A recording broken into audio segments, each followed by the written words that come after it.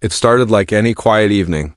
The sun was dropping low behind the hills, throwing long shadows across Officer Miller's farm. He leaned against the porch railing, sipping from a mug of coffee that had gone cold.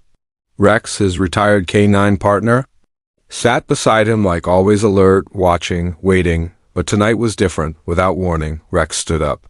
His ears twitched. He sniffed the air once, twice, then bolted toward the woods behind the barn. "Rex, where are you going, boy?" Miller shouted, dropping the mug. It shattered against the steps, but he didn't stop. He chased after the dog through the tall grass. Heart-pounding. Rex moved like he was chasing something that couldn't be seen, nose low, tail stiff, a soldier in pursuit. The woods were dark, thick with trees, but Rex didn't slow. He weaved between branches and roots until he stopped, dead still, right under an old, dying tree. Miller caught up, panting. "Rex, what is it?" Then he saw it. An old wooden crib. Just sitting there, alone in the clearing, no house nearby, no path. Just a crib and silence. What the hell? Miller stepped closer, his voice cracking. Rex didn't move. He stood stiff, staring into the crib like he'd found something sacred or cursed. And then, so softly it could have been the wind, Rex let out a low whine. Miller's stomach twisted. He stepped up beside the dog, peered over the edge of the crib and froze, a baby. Tiny, wrapped in a filthy blanket. Barely breathing, pale as the moonlight. "Oh my God," Miller whispered.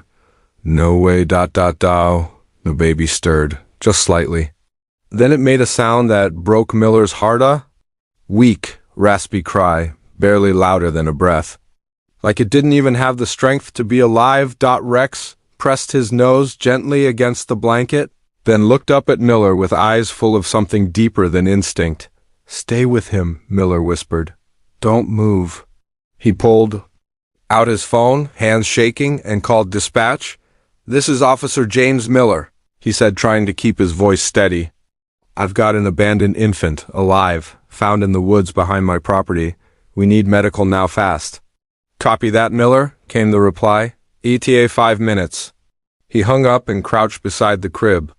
"Hey, little guy," he whispered, brushing dirt off the baby's cheek. "You're okay now. You're not alone." Rex didn't sit. He stood there like a statue, like he was guarding treasure. "Where'd you find this scent, huh?" Miller asked, looking at the dog. "What made you run tonight?" Rex only blinked, but the look in his eyes said everything. He knew. 5 minutes felt like forever. The baby whimpered again. Rex gave a soft grunt and nudged the crib with his nose, careful, like he was checking on a pup of his own. When the flashing lights finally cut through the trees, Miller waved wildly.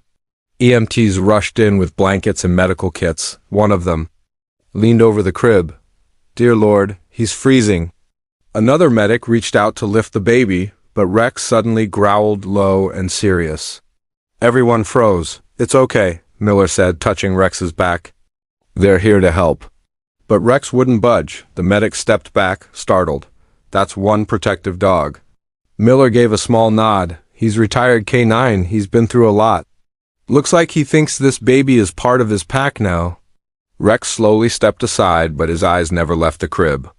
The baby was wrapped in warm towels, checked over, and rushed toward the ambulance. Miller followed a few steps, then stopped. Rex didn't move. He stayed back, staring at the crib, empty now. "Come on, Rex," Miller called, but Rex wouldn't.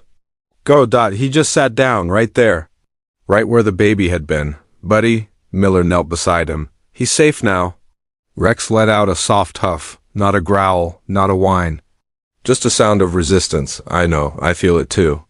The two sat there in silence as the ambulance pulled away. Miller finally stood. "You coming?" Rex slowly rose. He walked up beside the crib one more time, sniffed it, then followed Miller out of the clearing, but he kept glancing back. Again and again. Like he knew the story wasn't over, and it wasn't. That night, Miller couldn't sleep. He paced the living room while Rex lay by the front door, wide awake, the baby. That cry, the way Rex had stared at the crib, it all played over and over in his mind. At 2:37 a.m., Miller opened the nursery door, the one they hadn't touched since his wife's miscarriage 2 years ago. Dust clung to everything. The crib was still there, untouched. Rex walked in behind him, tail low. You remember this room? Miller asked. Rex padded over to the crib and sat beside it.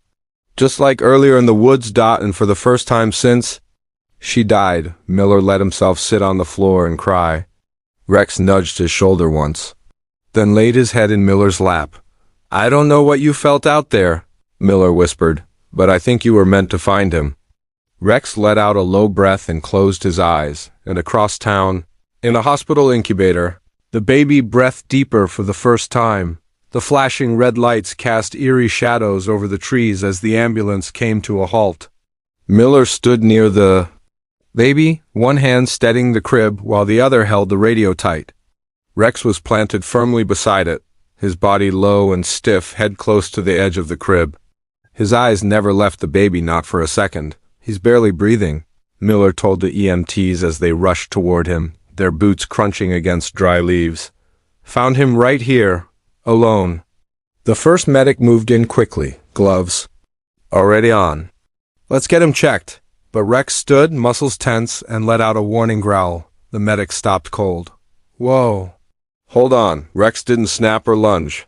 But the message was clear. Stay back. Rex, it's okay. Miller sighed, stepping in. Let them help. But the dog didn't move. His eyes flicked from the baby to the medics and back again, as if trying to understand what their hands might do. Easy, boy, Miller whispered, placing a hand on Rex's back. He's safe now. Rex let out a short, low whimper, but stayed put. He's protective, Miller explained. Canine instincts. He thinks the baby's part of his unit now. The second medic crouched slowly, hands open. Hey, big guy. We're not gonna hurt him. We just want to help. Rex tilted his head slightly. The baby stirred again, barely a twitch, but it was enough. Rex let out a sharp bark and pushed his nose against the crib, alert again. Miller saw it too. Wait, look at his chest. It's barely moving. The medic checked the baby quickly. Pulse is weak, skin's ice cold. He turned to the second EMT. We need to move now. I'll carry him, said the second medic. Just ease the dog back. Miller crouched next to Rex and met his eyes. Buddy, he needs help. You did your job. Let them take him now. Rex looked at Miller, then the baby, then back again, and finally, slowly, he stepped aside. The medic scooped the baby up with a warm towel and rushed toward the ambulance. The door slammed shut behind them, and within seconds, they were gone, sirens wailing into the dark. Miller stood alone in the woods with Rex. The crib was empty now. Just splinters and silence. You felt that, didn't you? He said softly. That something was wrong. Rex didn't bark. He just sat down in the same spot, watching the trees like he was expecting something, or someone. They walked home slowly. Miller's thoughts were heavy. He couldn't shake the image of Rex guarding that baby like it was family. When they reached the porch, Miller paused. You've never reacted like that, even in the field, he muttered, looking down. What did you feel, huh? Rex didn't answer. He just lay down at the front door, ears twitching at every sound. Inside, Miller picked up his phone and called the hospital. The nurse on the line sounded tense. He's stable for now, she said. No signs of recent nourishment. He's severely dehydrated. We're doing everything we can. Any ID? Any clue who left him? Nothing. No tags. No baby bag. Just the blanket he was wrapped in. Miller hesitated. Anything strange about it? Old, dirty, might have come from a thrift store, that's all we know. He hung up and turned to Rex, who was still watching the door. What are you waiting for? Miller asked quietly. Rex stood up and walked to the nursery. Miller followed, confused. The door creaked open. Inside, the dust still hung in the air, the crib they never used. Still there. Rex walked straight to it and sniffed the corner. Then he growled, What is it now? Rex pawed at the crib leg. Something small rolled out, a baby doll. Torn, one eye missing. But it wasn't from this house. Miller picked it up, puzzled. This wasn't here before. He flipped it over, something scratched into the fabric. 3 letters. Miller stared. Eli, he whispered. Is that the baby's name? Rex gave a single, quiet bark. You're kidding me. He looked down at the doll again. A weird chill crept over his neck. This didn't feel like a normal abandonment, and Rex had sensed it before anyone else. The next morning, Miller drove to the hospital. Rex sat in the back seat, head pressed against the window dot at the front desk. The nurse shook her head. No visitors allowed for now. We're trying to stabilize him. Miller held up the doll. I found this. It might be his. She hesitated. I'll give it to the caseworker. Miller nodded and turned to leave, but stopped when he heard a familiar voice behind the curtain in the hallway. A soft cry. Weak, but stronger than last night. It was him. Miller turned back to Rex in the car, eyes filled with something he couldn't explain. You were right, he said. It wasn't just a cry. And deep inside, Rex already knew the real story hadn't even started yet. Later that day, back at the house, Miller sat at the kitchen table with the doll still in his hands. The name stitched into Italy kept flashing through his mind like a whisper he couldn't silence. Rex paced the hallway, ears tilted forward, steps tight like he was searching for something that wasn't there. You miss him already, don't you? Miller said quietly. Rex stopped and stared at the nursery door. Miller sighed, pushed back his chair and stood. All right. He walked over, opened the door, and let the dog in. The crib inside was empty. The sheets still tucked, untouched since the day they lost their own child. Rex walked straight to it and sat down. Same place. Same position. Like he'd done beside the abandoned crib in the woods. I know, Miller whispered. Feels the same, doesn't it? He didn't cry, not this time. But something was cracking in him. Something that hadn't moved in 2 years. He reached out and scratched behind Rex's ear. You found him for a reason. That night, Miller couldn't sleep. He kept checking his phone, waiting for an update from the hospital. Nothing came. Rex lay near the door again, eyes fixed outside as if still guarding something invisible. At 3:22 a.m., the phone finally buzzed. Miller sat up. Fast. Message from County Hospital. Infant stable. Breathing improved. No ID confirmed yet. CPS contacted. He set the phone down slowly. Rex sat up too. You heard that? Miller chuckled faintly. You've got ears like radar. The next morning, Miller drove back to the hospital. This time, he didn't ask to see the baby. He just waited outside, sitting on a bench by the exit. Rex sat beside him. They waited for hours. At last, a woman in a gray jacket walked out, holding a clipboard. Social worker. Miller stood. Excuse me. Are you assigned to the infant brought in from Hillridge Woods? She paused, surprised. Who's asking? I'm Officer Miller. I'm the one who found him. Well, my dog did. She glanced down at Rex, who sat calmly, tail tapping once against the pavement. You his handler? Used to be. Retired. Now, but this one? Still working, just in a different way.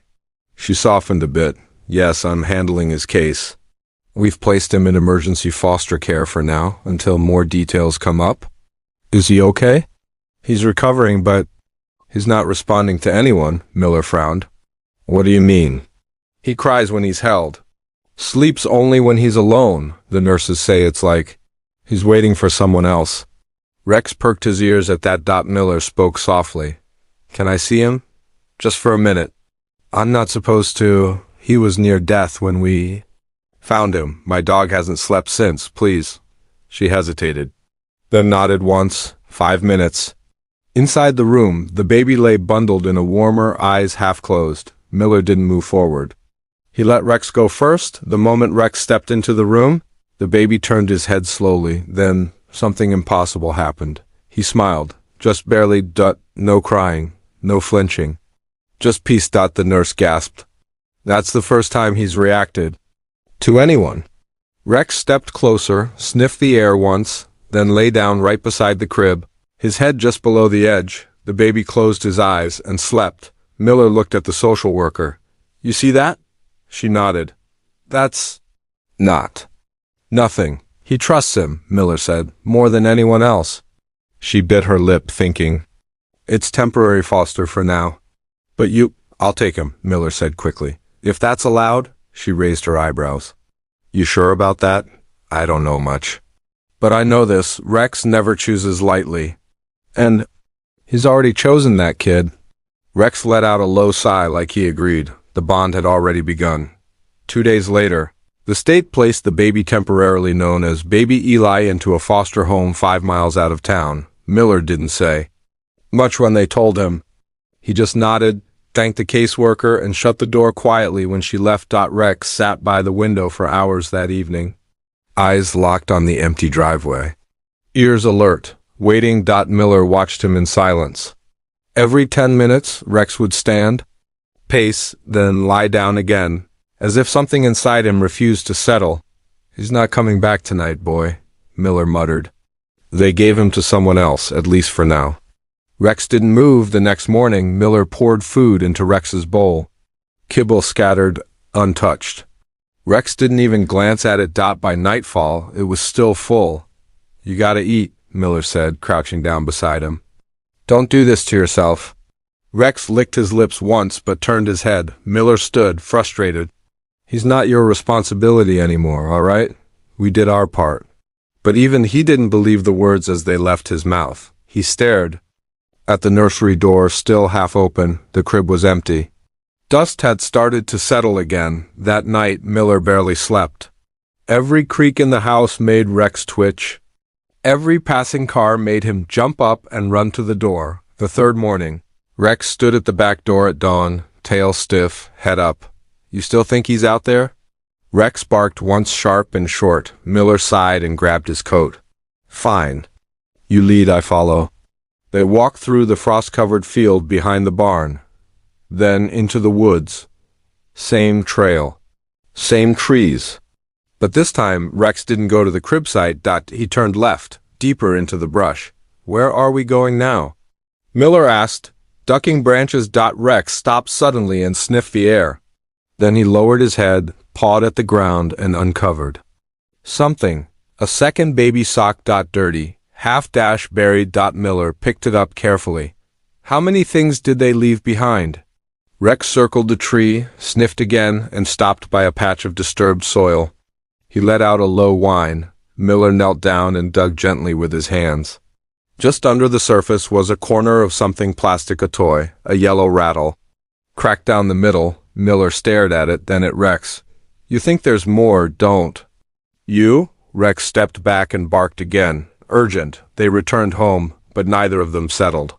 Miller stared at the evidence he laid on the table. The sock, the rattle, the doll with the stitched letters. Something wasn't right, and Miller knew what was coming next.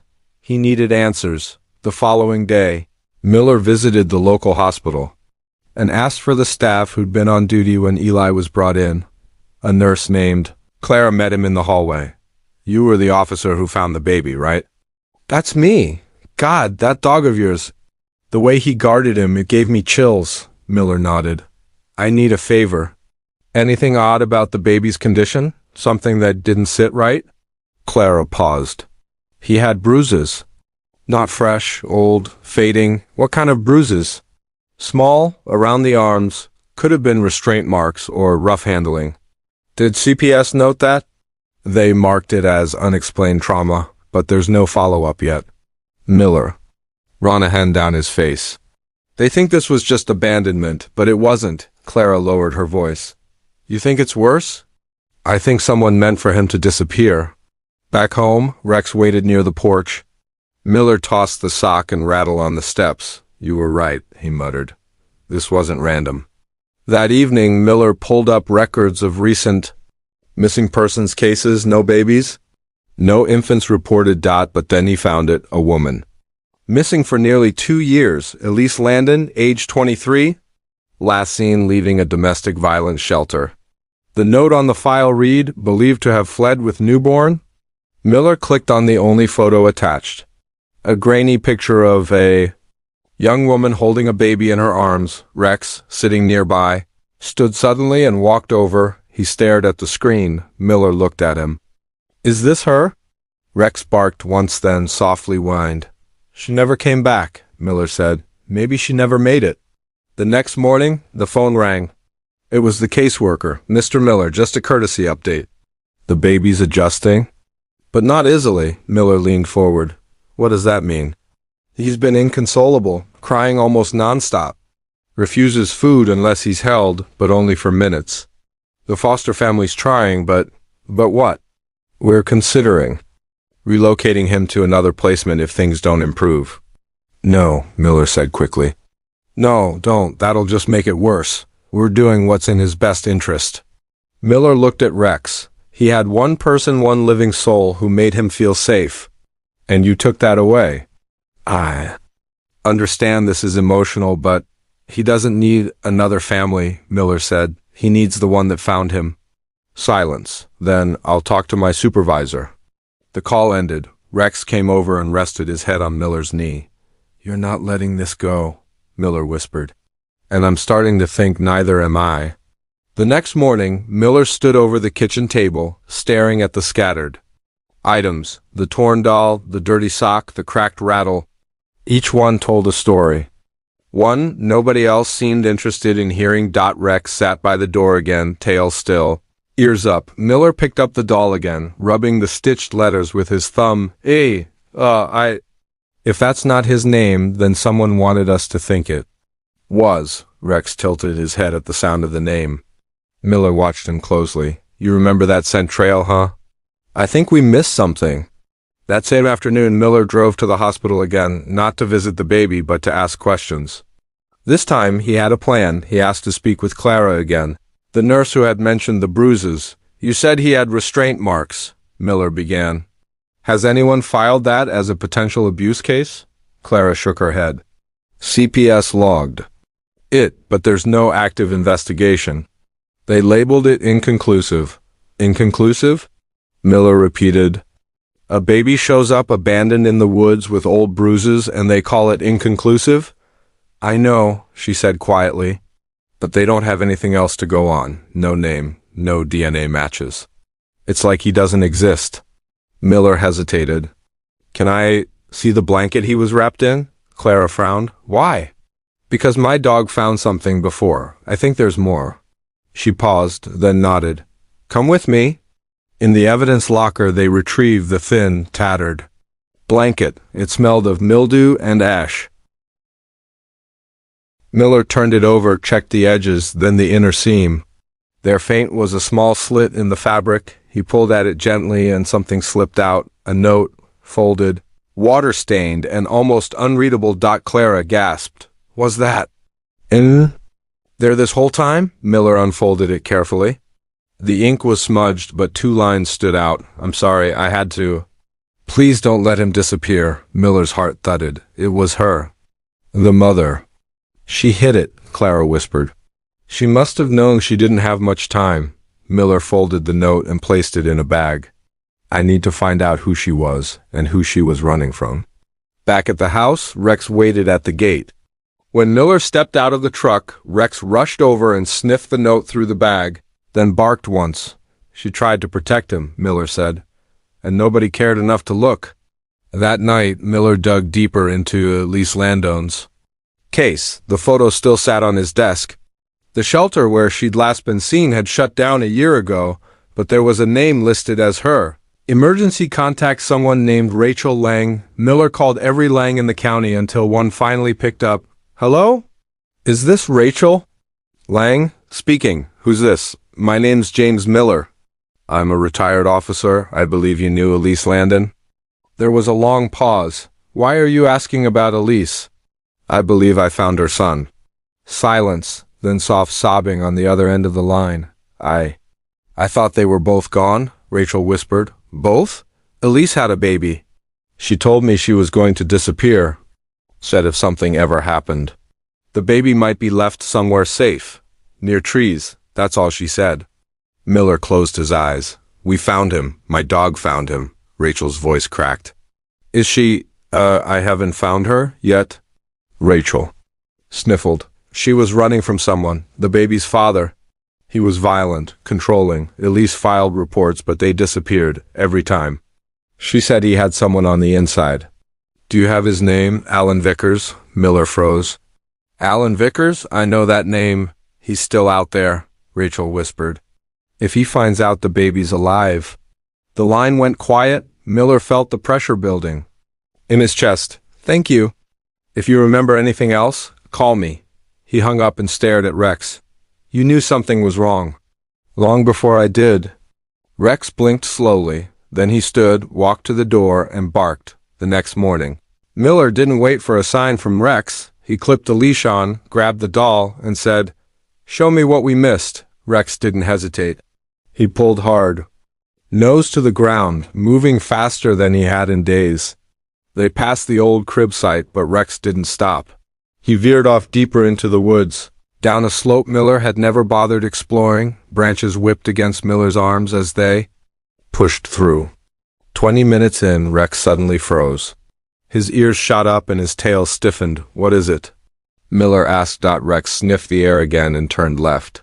5 more steps and they reached it, a clearing, and in the center, a half-burnt wooden cabin. Miller stared, his breath catching. "How did I never see this before?" The cabin looked abandoned for years. Charred roof, shattered windows, and ivy crawling up the walls like the forest had tried to swallow it whole. But something about it felt recent. The way the dirt near the door was disturbed. The scent of smoke still lingering. Rex walked straight to the door and pawed at it. Miller pushed it open. Inside, it was dark, cold, and silent until Rex barked. Short and sharp. Then Miller saw it. Children's clothes, tiny shoes, a blanket. And on the far wall, half burnt but still hanging, a photo. He pulled it down gently, a young woman holding a baby. The same woman from the missing persons report. Elise Landon, she was here, Miller whispered. Rex moved toward the fireplace, sniffed something near the base.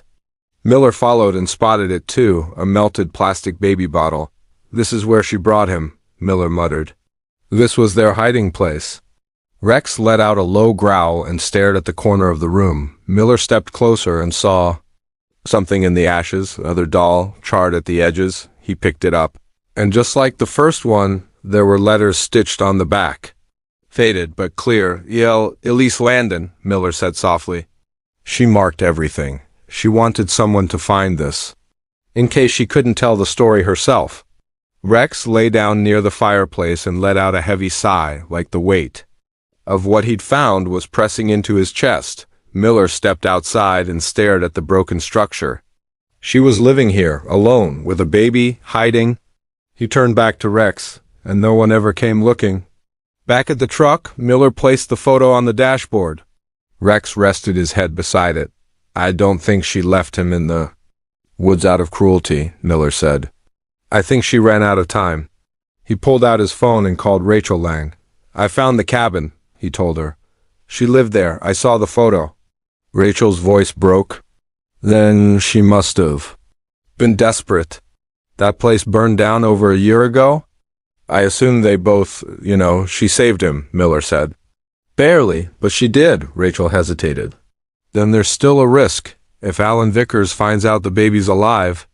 Miller tightened his grip on the steering wheel. "Then I'll make sure he doesn't." That night, Miller sat at his desk going through Elise's old case file.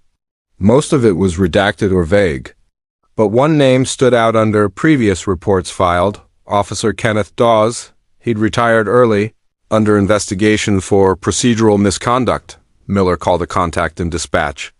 "Get me everything you can on Dawes and his connection. To Alan Vickers, I need full background."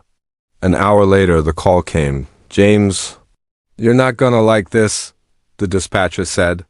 "Dawes was married to Vickers' sister. They lived on the edge of county jurisdiction, near South Ridge. No official connection ever made, but there were rumors." "What kind of rumors?" "That Dawes scrubbed reports for Vickers more than once. Elise might have been one of them." Miller rubbed his forehead. "Of course." He hung up and looked at Rex. It was all buried. That's why nobody cared. No wonder she had to run. Rex blinked, calm but alert. Miller sat down, the fire from the fireplace casting faint light across the nursery. He held the new doll in one hand, the photo in the other. He whispered, "She tried everything, and nobody listened." Rex got up and walked over to the nursery. He sat beside the crib again. Just like before, Miller followed. "She trusted someone would follow the trail," he said. "You did." Rex wagged his tail once. That night, Miller filled out paperwork formal foster request. Not temporary, he wasn't going to wait for permission to care anymore. They'd already been chosen. And this time, no one was going to disappear. It started with headlights, bright beams slicing through the early morning fog. Cutting across the front yard at 5:42 a.m. sharp, Miller had just poured his first cup of coffee when he saw them, a dark SUV, tinted. Windows, engine still running. Rex was already growling by the door. Miller stepped onto the porch, his badge still on the old key hook by the doorframe. He hadn't worn it in a long time, but his instincts hadn't dulled. The driver didn't get out. Just sat there, watching. Miller narrowed his eyes and stepped closer. "Can I help you?" He called. The SUV backed up slowly, then it drove off. No plates, no words. Just vanished into the fog. Miller stood there, breath visible in the cold, until Rex nudged his leg. "Yeah, I saw it too," he muttered. "Didn't feel like a lost tourist." Inside, he called Rachel Lang immediately. "I think someone's watching the house," he told her. "You think it's Vickers?" "Feels like it." Rachel went quiet on the other end. "If he knows the baby's still alive, he's circling. I can feel it." Rex let out a low bark near the front door. Miller looked at him and whispered, "We need to move fast." He opened his laptop and pulled up every known address and alias tied to Alan Vickers. 3 old properties, 1 foreclosure, 1 under a girlfriend's name, 1 listed under a Shell LLC owned by Kenneth Dawes. Miller stared at that name. "Dawes, you're still protecting him." He clicked the map. 1 location stood out, an old warehouse outside South Ridge, near a storage yard. Rex paced behind. "Him, you want to go, don't you?" Miller said. "You want to finish this." That night, Miller packed lightly flashlight, camera, service pistol, and a photo of Eli tucked into his wallet. Rex sat in the passenger seat, eyes focused straight ahead. They drove for an hour, past farms and quiet roads until they reached the warehouse. No lights, no movement. But the fence was cut in 2 places, like someone had made it easy to come and go. Miller parked half a block away. "Stay close," he whispered. Rex leapt from the truck without a sound, inside the warehouse. It smelled of mildew, oil, and something else, something rotten beneath the surface. They moved slowly. 1 room at a time. In the far corner, behind crates of rusted tools and broken machinery. They found a wall lined with papers, printouts, photos. And in the center, picture of Elise. Taped next to a recent one, of Eli. Miller felt his stomach drop. "They've been watching," he whispered. "Even after all this time." Rex growled low, deep, protective. Below the photo, a journal lay open. "Handwritten notes, sloppy and angry," she lied. "Said the boy was mine, stupid, weak, left me to rot. She pay, they all will." Another line chilled him. "The dog will lead them." "Let him, I'll be ready." Miller snapped photos of every page. "He's not just circling, he's planning." Then came a sudden sound, a door creaking open down the hall. Rex's ears shot up. Footsteps. Close, heavy. Miller drew his gun. "We're not alone." The footsteps stopped. Silence. Then a voice echoed faintly. "You should have stayed out of it, Miller." Then a voice echoed faintly. "You should have stayed out of it, Miller." Miller froze. It was Dawes. "I knew you'd dig," the voice called. "You always had a hero complex." "I'm not here for you," Miller shouted. "I'm here for the kid." "You're too late," Dawes sneered. "You always were." Then a crash. Miller ducked behind a crate. Rex growled and leapt forward, barking, "Rex, no, wait!" But the dog was gone. A thud echoed. Then silence. Miller stood up, gun raised, and crept down the hall. He turned the corner. Rex stood there, calm, teeth bared, and Dawes pinned under a fallen shelf, bleeding from the leg. "You think this ends with me?" Dawes hissed. "Vickers has friends, more than you know." Miller stepped over him. "Your friends' days are numbered." He knelt beside Rex and whispered, "Good boy." Bukak. At the station, Dawes was booked. Miller handed over everything, the notes, the photos, the threats. And one thing more, a list of people who had buried Elise's reports. Every name tied back to Vickers. It was enough to open a case. Enough to make someone finally listen. That night, Miller drove home in silence. Rex curled in the back seat, exhausted but alert, Miller looked in the mirror. He wasn't just a bystander anymore. He was in this. And nothing was going to hurt that baby again. It was past midnight. When the call came, Miller jolted awake, heart pounding, as his phone lit up beside the bed.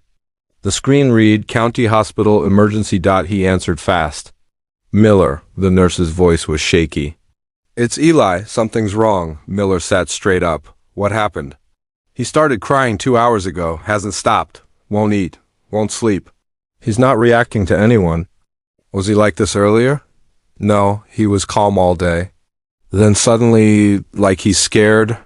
Miller felt the air shift in the room. Rex had already risen from the floor, tail stiff, eyes locked on the front door. I'm coming, Miller sighed, already grabbing his jacket. They reached the hospital in under 15 minutes. Rex wasn't allowed inside. So Miller led him around the back through the old staff entrance he used to use when dropping off suspects. Inside the neonatal unit, the hallway buzzed with low murmurs. A nurse met him at the door. He's still crying, she whispered. We've tried everything. Miller stepped into the room. There he was. Eli. His tiny fists clenched, his face red. Screaming like his world was falling apart, Miller moved toward the crib. Hey, I'm here now. But Eli didn't stop. Then something changed. Miller turned his head. Outside the glass door, Rex was staring in. Eli's scream hitched. Then again another glance from baby to dog. The crying faded. Just a little. Wait, Miller said. Open the door. The nurse hesitated. Sir, he's not allowed inside. He's not just a dog, Miller snapped. He's the only one that boy trusts. The nurse finally cracked the door. Rex padded in slowly. Eli's cries quieted further. Rex walked up to the crib, stood on his back legs, and gently rested his head on the edge. He let out a soft huff of air. And just like that silence, Eli blinked, then reached out his hand. Miller stood there, stunned. You saw that, right? He whispered. The nurse nodded. I've never seen anything like that. Miller looked down at Rex, who stayed still, not moving a muscle. He remembered him, Miller said. Through everything. He remembered him. Back home hours. Later, Miller sat on the porch steps in the cold. Rex rested beside him. Calm now. I think someone tried to rattle us tonight, Miller muttered. Maybe even got close to the hospital. He pulled out his phone, scrolling through the photos from the warehouse again. Elise's photo, the baby's crib. The threats, they're not done, he said. But neither are we. Rex looked up at him. You brought him back to life, Miller whispered. Now we bring him home. The screen lit up with a text from Rachel Lang. We need to talk. Elise had a brother. And he's been looking too. Miller stared at it, then back at Rex. Another twist. Another name. Another piece of Eli's story waiting to be found. By the time Miller reached Rachel Lang's house, the sky was still dark and the street was empty. Rex sat in the passenger seat, eyes flicking toward the front door, tail thudding. Once on the seat, Rachel opened the door before Miller even knocked. I didn't want to say it over the phone, she said quickly. It's complicated. Miller stepped inside. Everything about this is complicated. She led him to the living room, where a dusty shoebox sat on the coffee table. Elise's brother, his name's Nate. They hadn't spoken in years. Not since she got pregnant. Miller leaned forward. Why? He didn't trust Vickers. Told Elise to leave him before it was too late, but she stayed for a while. Where is he now? Rachel opened the shoebox. Inside were letters. Some yellowed, others torn, but all signed the same way. Nate. He's been sending these to me, Rachel said, every few months. Always the same message. Have you heard from her? I can't find her. But I won't stop looking. Miller picked one up.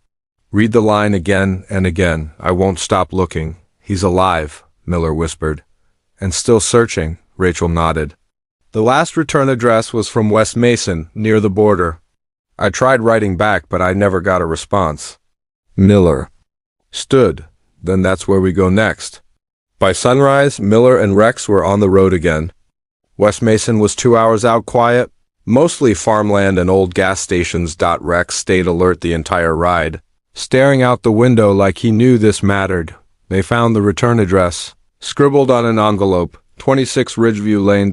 It was a tiny house, wooden steps, peeling paint, wind chimes clinking in the breeze. Miller stepped up and knocked. No answer. He knocked again. Then the door creaked open, just a crack. A man stood behind it. Thin, scruffy, eyes sharp. "Who are you?" he asked. Miller held up his hands. "James Miller. I'm not here to hurt you." "I think you're Nate Landon." The man froze. "Why?" "Because I found Eli." Nate's eyes widened. "You found my sister's son?" "I did," Miller said, "or rather, my dog did."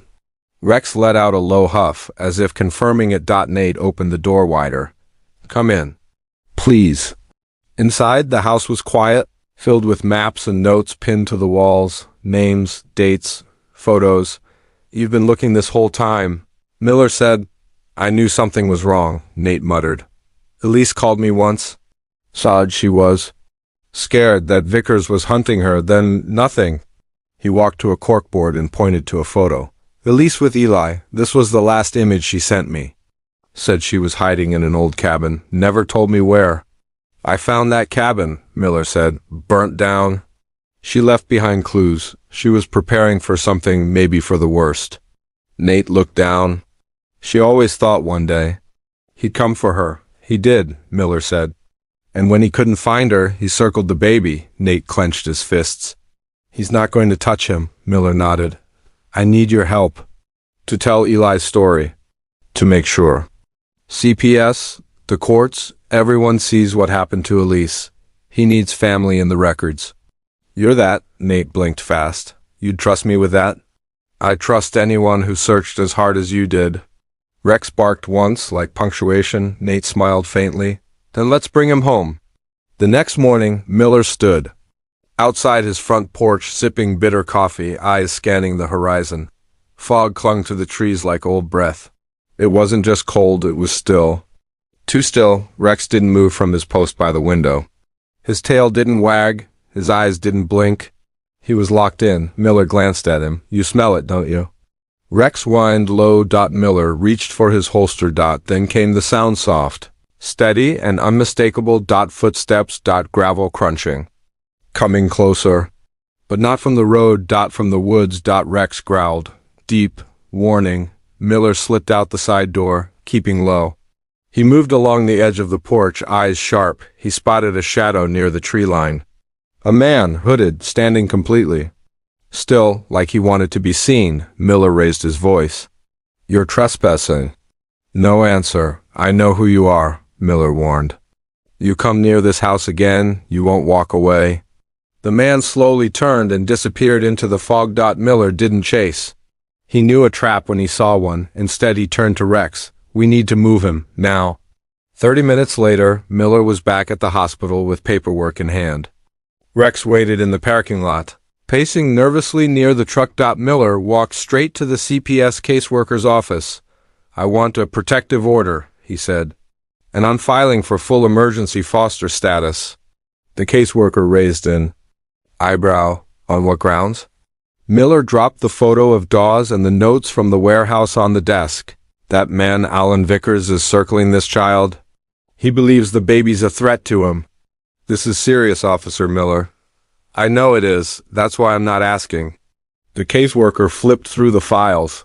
"And what's your relationship to the child?" Miller paused. "He?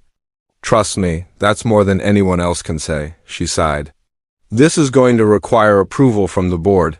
"There's no time," Miller snapped. "I just found a man in my woods watching the house. We either move the baby now or we risk everything." She stood. "I'll make the call." By sundown, Miller returned home with Eli. The baby was wrapped in 2 blankets, fast asleep in the car seat. Rex didn't wait.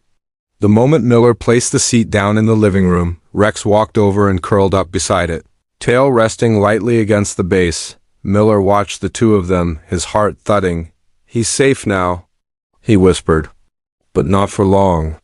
He moved through the house, quickly checking locks, closing blinds, loading his sidearm. As night settled in, he sat on the couch, lights off, baby monitor in one hand and his old badge in the other. Rex remained alert. The UNMOVING. Then came the softest noise. Tapped on the back window. Miller stood instantly. Rex growled and moved to his side. They waited. Another tap. Miller crept to the window, gun drawn, but when he looked outside, nothing. Just the fog. No figures, no footsteps, no sound. He slowly exhaled. They're trying to rattle us. Rex barked once, sharp, but didn't move, because behind them Eli had started to cry. Miller rushed back to the nursery. The baby was wriggling in the crib. Eyes wide, fists clenched, but he wasn't screaming in pain. He was scared. Rex entered the room quietly, lowered his head beside the crib, and let out a soft whine. Eli settled instantly. Miller watched them, a weight pressing against his chest. He feels it too, he whispered. He knows something's coming. He knelt beside Rex. You stay with him. I'll handle the rest. The next day, Miller made a decision. If they were going to take down Vickers, they needed something stronger than threats and shadows. They needed proof, and proof was buried deep. Miller drove to the old county archive building long forgotten, its floors dusty and its lights flickering like memories trying to fade. He had a hunch. Elise had filed police reports against Vickers and someone had buried them, but ghosts leave traces, especially when they were never meant to be seen again. Rex didn't come this time. He stayed home with Eli, watching, guarding, as if he knew. His job now was to protect what was most precious. Inside the archive, Miller flashed his old badge and signed the log. He asked the clerk, "You keep non-digitized police reports from 2018 to 2020? The clerk nodded. "If they weren't marked for digital transfer, they'll be in the basement. Filing cabinets, unsorted?" Miller descended the stairs. The basement smelled of mold and paper. He searched through drawers labeled with peeling tape. Abandoned calls, domestic disputes, dropped charges. After 2 hours, his fingers sore and jacket covered in dust, he found a folder bare.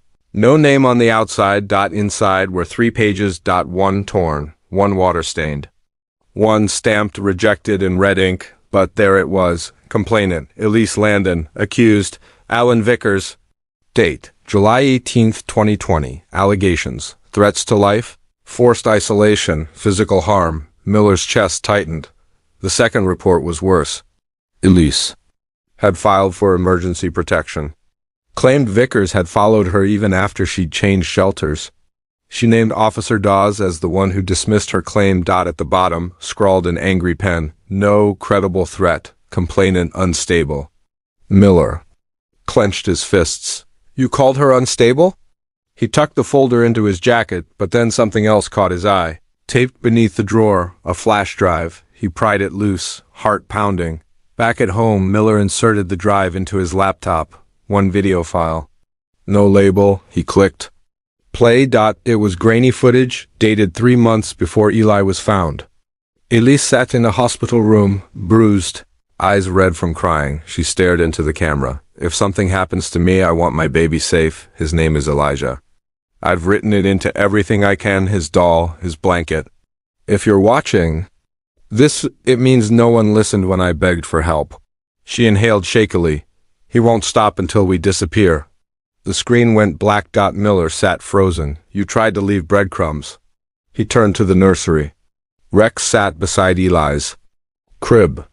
The baby was sleeping again, peacefully, hand outstretched toward the dog's fur. Miller whispered, We found every single one. Later that night, Miller uploaded the video to a secure drive, backed up the reports and printed copies. Then he called Rachel. Tell Nate to come by tomorrow, he said. We're going to court, not someday, now, Rachel's voice trembled. Are you sure it's safe? No, Miller said. But I'm done being quiet. The next morning, a knock came at the door. Miller opened it. Nate stood there. But he wasn't alone. Behind him 2 uniformed officers. You James Miller? One of them asked. Miller nodded. Yeah, we were sent by Judge Reynolds.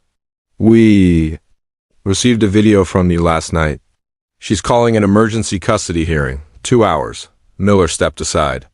Then let's end this. As they prepared to leave, Rex paced near the baby bag. Miller chuckled.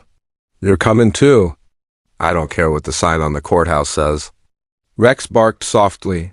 Eli blinked awake in Miller's arms.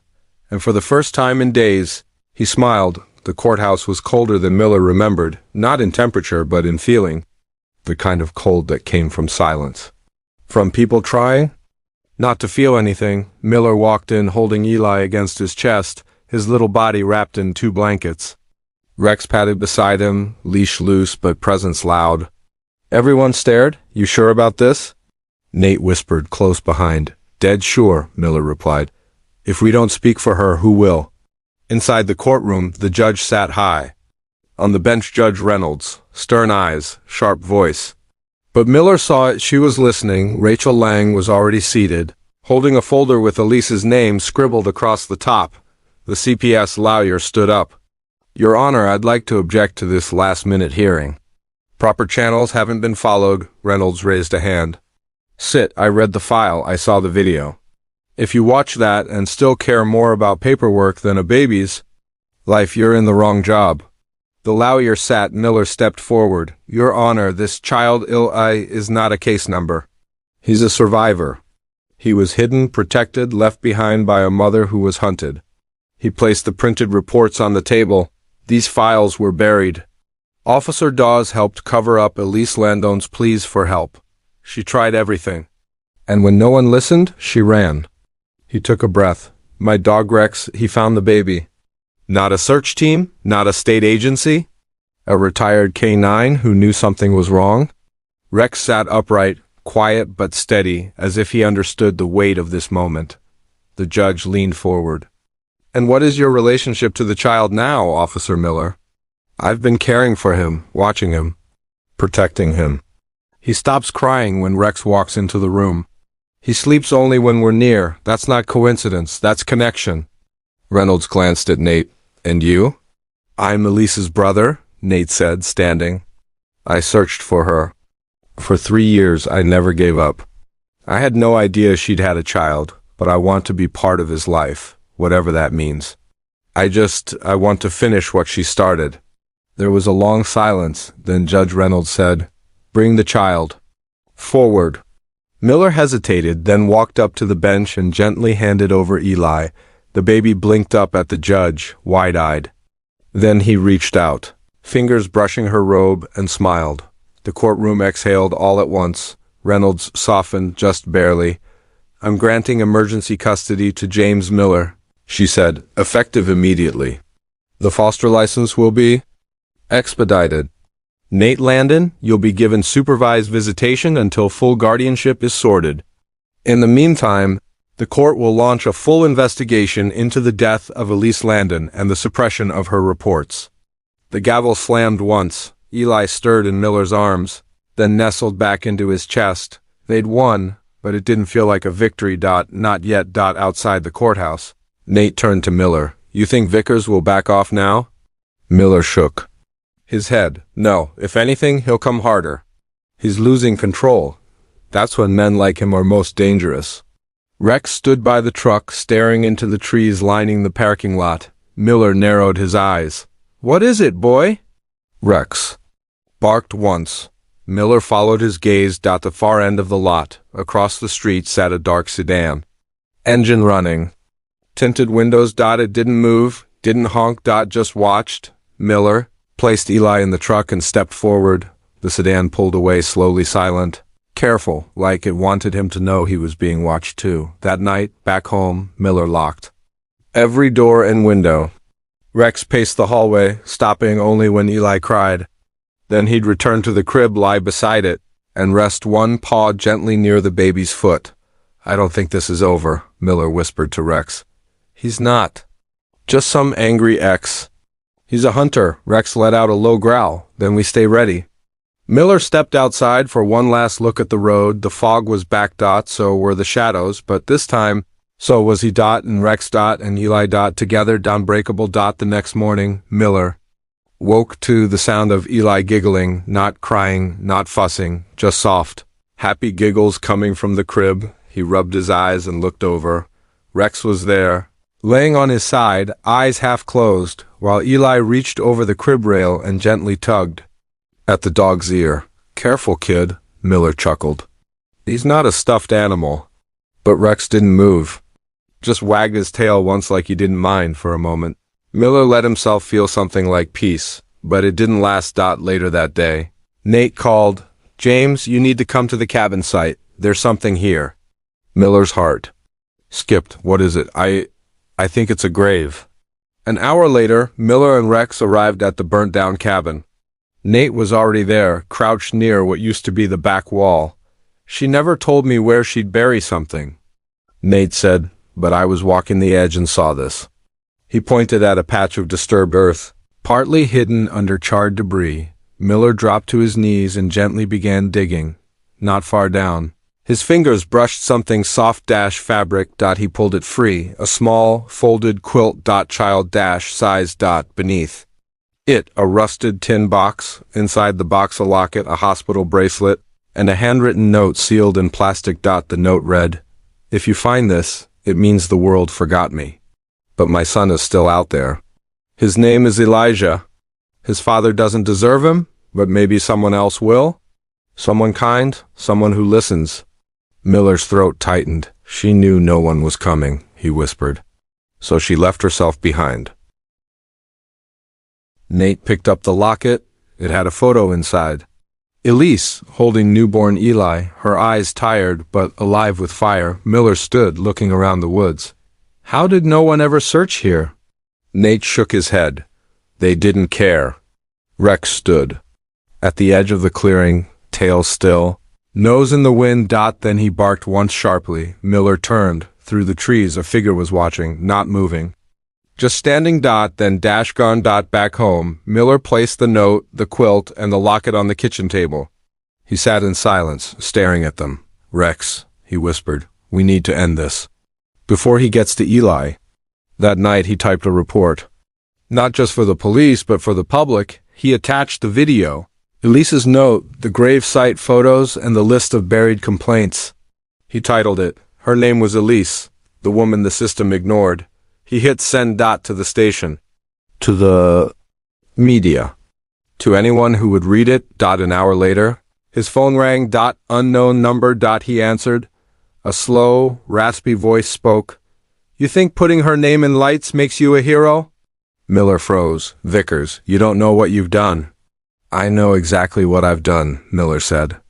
"I told the truth." A laugh. Cold, dry. "You're going to regret this." "I'm not scared of you. You should be." "Because I don't want the boy anymore, Miller." Silence. "I want the dog." The line went dead. Miller stood frozen for a long moment. Then he looked at Rex. Rex stared back, calm but alert. "You're not just a threat to him," Miller said slowly. "You're proof." Rex barked once, sharp. Miller looked out the window. The street was empty, but the war had begun. The next morning, Miller woke up before the sun. Rex was already sitting by the door, ears perked, muscles tight. He hadn't slept all night. Eli still slept soundly in his crib, arms above his head, peaceful and safe for now. Miller sipped cold coffee and whispered, "He's coming for you." Rex didn't look away from the door. Then came the call. Rachel. Lang, her voice low and urgent. "James, he's moving." A car matching Vickers's old plates was spotted heading into the eastern pines. No plates now, but it's him. No one else would hide out there. "The logging site?" Miller asked. "Yeah, been abandoned for years." Miller looked at Rex. "Then that's where we go." He left Eli with Nate locked doors, loaded shotgun, full instructions. "If I don't call by sundown," Miller said, "you get him out of town. Go straight to Reynolds." Nate didn't ask questions. He just nodded. "Bring him down." By midday, Miller and Rex were in the woods. The eastern pines were quiet, too quiet. No wind, no animals. Just silence. They parked at the base of a rusted gate. Beyond it, an old dirt road stretched into the woods like a scar. "Stay close." Miller whispered, hand on Rex's fur. Rex moved like a ghost, no leash, no hesitation. His nose led the way. They walked for 15 minutes, then stopped. Tracks. Fresh tire marks in the dirt, and boot prints. 2 sets, one heavier, one lighter, then a glint. Rex barked once, sharply. And Miller ducked just in time. A shot rang out, splintering a tree inches from his head. "Down!" Miller shouted, drawing his weapon, but Rex didn't flinch. He charged, straight into the trees. "Rex, wait!" But the dog was already gone. Another shot fired. Then too, Miller ran after the sound, heart pounding, and then he found him. Rex stood over a man, teeth bared, snarling. The man had dropped his gun. Blood dripped from his arm where Rex had struck. It wasn't Vickers. It was Dawes. Again. You just don't stop, do you? Miller said, breathless. Dawes coughed. You have no idea what he's capable of. Oh, I think I do. He sent me here to stall you, that's all. You think he'd walk into a trap? Trap? Miller repeated. Then it hit him. This wasn't about stopping Miller. It was about getting to Eli. Miller turned and bolted, calling to Rex. We have to go, now. He drove like a man possessed. Tires tore through gravel and mud, trees blurred past the window. Sunlight flickered like strobes. He called Nate. No answer. Then again, still nothing. The house came into view, and Miller's heart seized. The front door opened. He stopped the truck mid-drive, jumped out with his gun drawn. Eli! He shouted. Nate! Inside, silence. Then movement upstairs. Rex flew ahead, barking wildly. Miller took the stairs 2 at a time, and there standing in the nursery was Alan Vickers, holding Eli. Rex growled, crouched to pounce. Vickers raised a hand. Easy now, we don't want to hurt the kid. You take one step. Don't act brave, Miller, you've already lost. Miller saw it then. Nate. Unconscious on the floor. Blood on his temple. Rage filled his throat. Put him down. He's not yours, Vickers hissed. He's mine. He never was. Vickers stepped back toward the window. You'll have to shoot through him to stop me, he said coldly. Then he saw Rex crouch low. And too late leap. Rex slammed into Vickers with full force. Eli flew from his arms into Miller's. Vickers crashed to the floor as Rex pinned him, growling, teeth inches from his throat. Miller held Eli close, trembling. You okay, baby? He whispered. Eli whimpered but didn't cry. He just looked at Rex. And smiled. Minutes later, sirens filled the air. Rachel arrived with 2 deputies. Vickers was cuffed, bruised, bleeding. Nate sat with an ice pack, nodding, still dazed, and Rex curled beside Eli, chest rising slow, calm now. Rachel knelt beside Miller. It's over. Miller looked down at the baby, then at the dog who had saved him again. Yeah, he said softly. For him, it's just beginning. 2 days after Vickers' arrest, the town was buzzing. The story had spread like wildfire. Not from the news, but from people.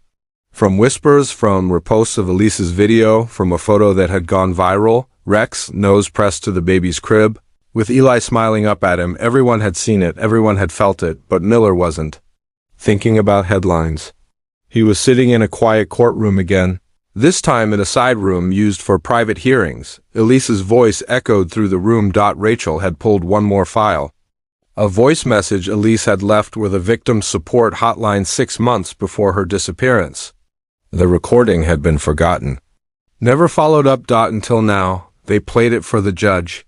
If anything ever happens to me, Elise said. Softly, I just want someone to know I tried. I reported it.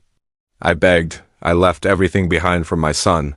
Please tell him I loved him more than life. Her voice cracked on that last word. Rex, laying beside Miller's feet, waned. Lo, Judge Reynolds sat quietly for a moment. Then she looked down at the Foster file. Elise Landone's reports were ignored, buried. Officer Dawes will face charges, and the state will issue a formal apology, but apologies aren't enough. She turned to Miller. You've done what others couldn't, or wouldn't. You found her son. You protected him, and you told the truth. Miller nodded once. She reached for her pen. Effective immediately, James Miller is granted long-term foster care status with recommendation for full adoption review. And as for visitation, she looked at Nate sitting beside Rachel, hands clasped tight. You may request shared guardianship. Nate stood. I don't want to take him. I just want to be in his life, Reynolds nodded. Then that will be arranged. She leaned forward, eyes softening. One more thing. What's the boy's legal name? Miller hesitated. Right now, it's still unknown male infant, no birth certificate, just a wristband. The judge frowned. Then we fix that today. Miller looked at Nate, then at Rachel, then down at Rex. And finally into Eli's wide, innocent eyes. Elijah. Landon Miller, he said. Elise chose Elijah. I'm just making sure it's remembered. The judge smiled. Then it settled. That evening, Miller placed the new certificate in a wooden box on the mantel. Rex sat beside him, tail thumping softly. You did all of this, Miller whispered. You were the first one who knew he mattered. He knelt beside Rex, placing a hand on his fur. You found him. You guarded him. You never left him. They're going to remember you too. Rex didn't move, but something in his eyes flickered, something tired and proud. Later that night, Miller dreamed of Elise. She stood by the woods, hair blowing in the wind, holding a bundle close to her chest. She looked at him, smiled, then slowly handed the bundle to Rex. The dog took it gently, carried it through the trees. And Elise whispered, "Thank you." Miller woke up to a soft sound, Eli's giggle, and Rex, sitting beside the crib, still watching, still guarding, but his eyes, they looked older now, like something inside him was letting go. It started the next morning. Something small, easy to miss. Rex didn't come to the crib when Eli cried. Instead, he lay near the front door, unmoving.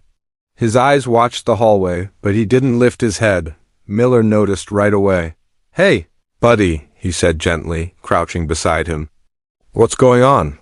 Rex wagged his tail once but didn't get up. Miller checked him over. No visible injury. No cuts, no swelling, but something was different. Rex wasn't responding like he used to. His breaths were slower. He flinched slightly when Miller touched his side. Rachel came over later that day. She watched Rex from the kitchen doorway. "He looks tired." "Not just tired," Miller said. "Like he's already somewhere else." Rachel knelt beside him. "He's old, James, and he's been through hell." "I know," Miller whispered. "But not now. Not when Eli needs him most." Rex didn't lift his head. Just let his eyes follow Eli as the baby played with his stuffed toy on the floor. By nightfall, Rex hadn't moved much. He barely touched his water. Miller sat beside him, phone in hand. He called Dr. Singh, the same vet who treated Rex after his final canine injury. She picked up immediately. "I'll come to the house," she said. "Give me an hour." When she arrived, her face said everything. She checked Rex gently, quietly, his breathing, his reflexes, his heart.